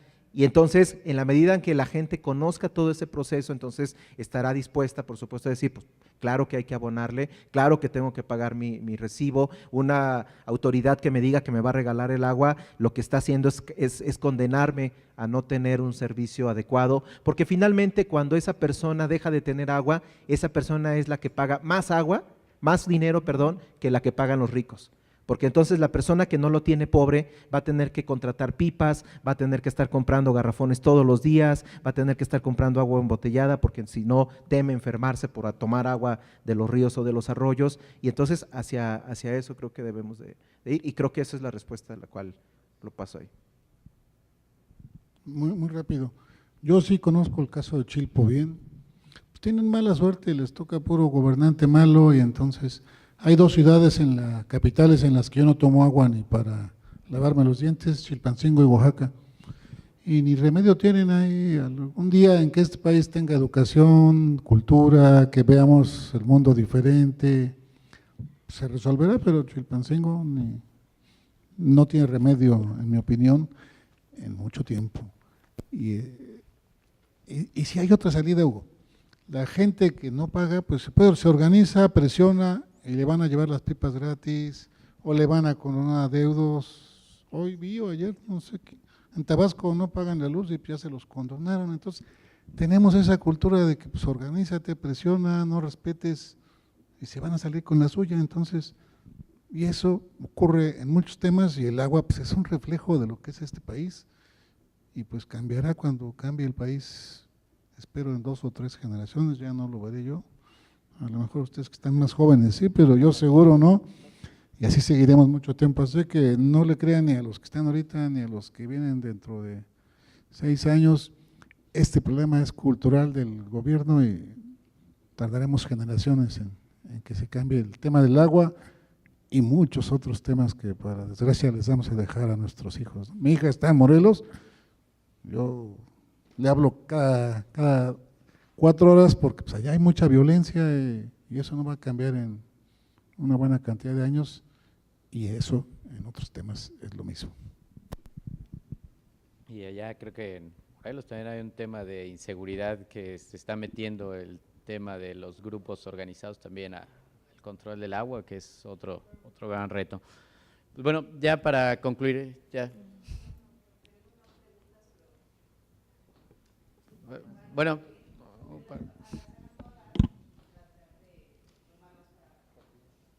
Ok, perfecto. Entonces, rápidamente. ¿Quién va primero? Bueno, igual muchas gracias por el panel. Voy a tratar de resumir un poquito mi pregunta. Nos comentaban ahorita que en el agua los principales problemas que tenemos son de gestión, que los recursos están y los podemos repartir. Como comentaban, afortunadamente en la parte norte sí tenemos una gestión un poquito mejor, pero agregando este factor de que pues el agua es un recurso natural y que no podemos controlar su ciclo, ¿cómo estamos contemplando, por ejemplo, ahora en la propuesta de ley que comentan, la vulnerabilidad que tenemos ante el cambio climático? Porque pues hoy es un problema de gestión, pero cuando sea un problema de falta de recurso, por ejemplo en el norte, que sí hay buena gestión, pero pues el recurso no es abundante. Entonces, México también hizo el compromiso ahora con la COP21 de presentar planes de contingencia ante la vulnerabilidad de cambio climático, pero esto no se está cumpliendo y pues, o sea, sí, efectivamente no estamos preparados. Entonces, digo ahí su respuesta. Juntamos la otra pregunta y luego… No, lo mío no es pregunta, es más que nada un comentario a nosotras las empresas, que nos toca cuando no está en nuestras manos pues llegar a los organismos, ¿no? Pues primero que nada tener el cumplimiento en lo del agua y si ya cumplimos, pues hacer campañas y hacer un llamado también a las empresas aquí del DF, porque pues no hay una charla ahorita del cuidado del aire. Me parece muy importante que para el próximo año haya también, así como ingeniería hidráulica, este tema, ¿no? Pues estamos en contingencia y pues para seguir siendo responsables, empresas socialmente responsables, echarle más ganas en las campañas también. Es nada más. Bueno, sobre la parte de cuando sea un factor de cambio climático, ya no tengamos agua, una situación ya más crítica. Si analizamos las 13 cuencas hidrológico-administrativas del territorio mexicano, hay 5 de ellas que están en esa situación, tienen un estrés hídrico, quiere decir hay más agua concesionada para su extracción que la que el ciclo hidrológico de esa cuenca provee. Vamos a ver, por ejemplo, el río Bravo, la cuenca del río Bravo, tiene números más, números menos, 12,000 millones de metros cúbicos de agua, su ciclo hidrológico, es decir, el agua que está acumulada superficialmente o en el subsuelo. Pero hay concesiones por 14,000 millones de metros cúbicos, tiene un déficit de 2,000 millones de metros cúbicos esa cuenca. Y en condición similar está la del Balsas, la del noroeste, allá Sonora, la del Lerma y la del Valle de México. Esas 5 están igual, con déficit, pues hay más agua que se permite extraer que la que hay. Entonces, sigue siendo hasta dentro de mucho un problema de gestión, porque en realidad esa agua, si la usáramos bien, nos pudiera alcanzar. Para el caso del noroeste, del río Bravo, una de las soluciones que se planteaba era o desalar agua del Golfo de México y satisfacer ese déficit, o llevar agua de donde hay, ahí a donde falta. Hubo un proyecto fallido hace poco, el acueducto Monterrey 6, que llevaba agua del Pánuco donde sobra a esa zona. Pero luego hay otras soluciones, hay grandes volúmenes de agua recuperables en la buena gestión y la tecnificación del campo. El agua usada para el riego es a mismos montos de inversión incluso, se recupera 7-1 el volumen de agua tecnificando el riego, su aplicación, su distribución, su conducción, que en las redes urbanas. Esto no quiere decir que se pongan a pelear los del uso agrícola de los del uso doméstico urbano, porque para que los del uso doméstico urbano tengan suficiente agua, en la misma cuenca, en las zonas de actividad agrícola, tienen que resolver el problema de nivelar la oferta y la demanda. O sea, no son temas que confronten, vaya, el uso agrícola y el uso doméstico. Entonces, sigue siendo, todavía tenemos mucho tranche, porque sigue siendo un tema de gestión. Ese es mi comentario. Y en cuanto a que las empresas, voy aprovechando que traigo el micrófono, rápido, si yo me fuera a dedicar a distribuir agua como empresario, me quitaría de encima la monserga de tener que estar atendiendo manifestaciones porque no le doy agua a los que no la pagan. Pues propondría, a lo mejor lo digo de una manera muy simplista, propondría un esquema en el que les regalo 35 litros y cargo con ese costo, pero hago un esfuerzo en eficientar mis redes para que no se me tire la mitad y poder cargar con ese subsidio. Y luego de alguna manera, de una manera gradual, irlos metiendo a la racionalidad económica. Es tan grave el problema de la no racionalidad económica de nuestra población que no podemos exigir que cambien en 1 o en 2 generaciones, a lo mejor nos tardamos más, pero tenemos que entrar en un programa de largo plazo de racionalizar económicamente a toda esa gente que nomás exige sus derechos y no está dispuesta a pagar por los servicios. Quisiera agregar un comentario ya final, como hace rato comentaba el ingeniero Víctor, y coincido completamente, ¿no? 2 puntos importantísimos que si nos podemos llevar de aquí ya me daría por bien servido es, por un lado hay que desconectar el tema de la administración del agua del ciclo político, o sea, ese es en primer lugar, independientemente si es privado o no es privado, pues se tiene que desconectar, porque eso es lo que más agrava la administración del agua. Y en segundo lugar, la cultura de la gente de entender que el servicio cuesta, o sea, y nos cuesta a todos. Si nadie paga el agua, no nos va a llegar por milagro a nuestras casas si todos nos ponemos en ese plan.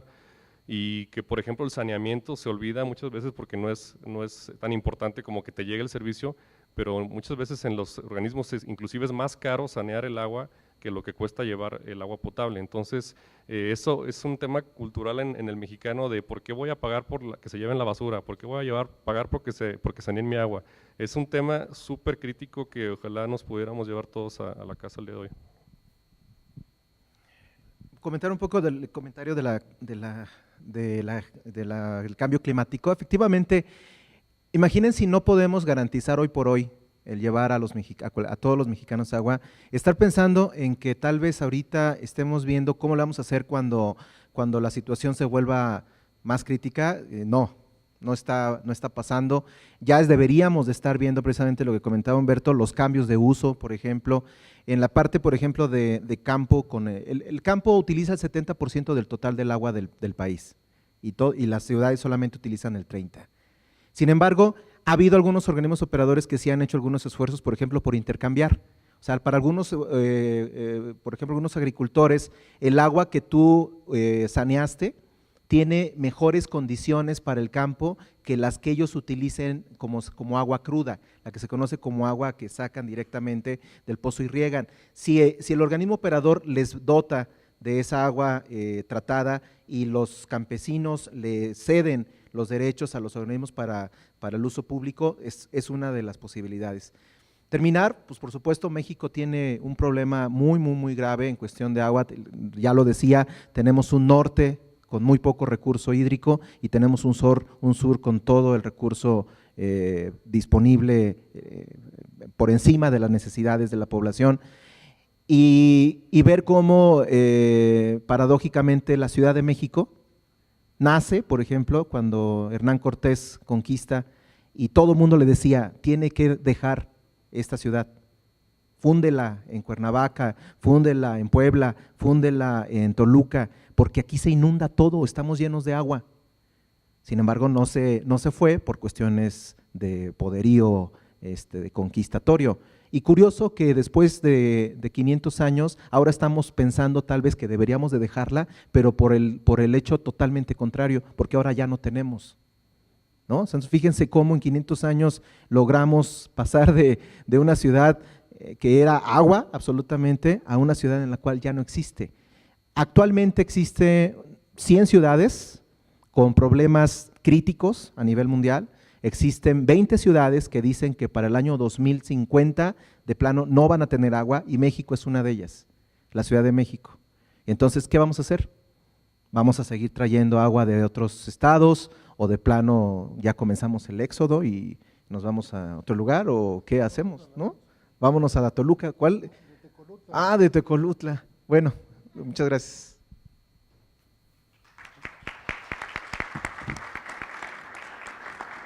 Efectivamente, el estrés hídrico es uno de los grandes problemas y no se conocen a gente de Hermosillo con los de Obregón. Hace no mucho tiempo llegaron a tener un problema muy fuerte por el tema de la escasez de agua, y son situaciones que efectivamente por el tema del cambio climático, por no estar siendo conscientes realmente de los impactos del uso racional de estos recursos, pues habla acerca de lo que comentaba Víctor. Es un tema de cambio cultural, generacional, de entender los recursos como ese derecho humano, pero también es nuestra responsabilidad. Todo derecho viene también con un tema de obligación, y nuestra obligación es también garantizar ese mismo recurso para las generaciones futuras, que es la razón de ser de la sostenibilidad.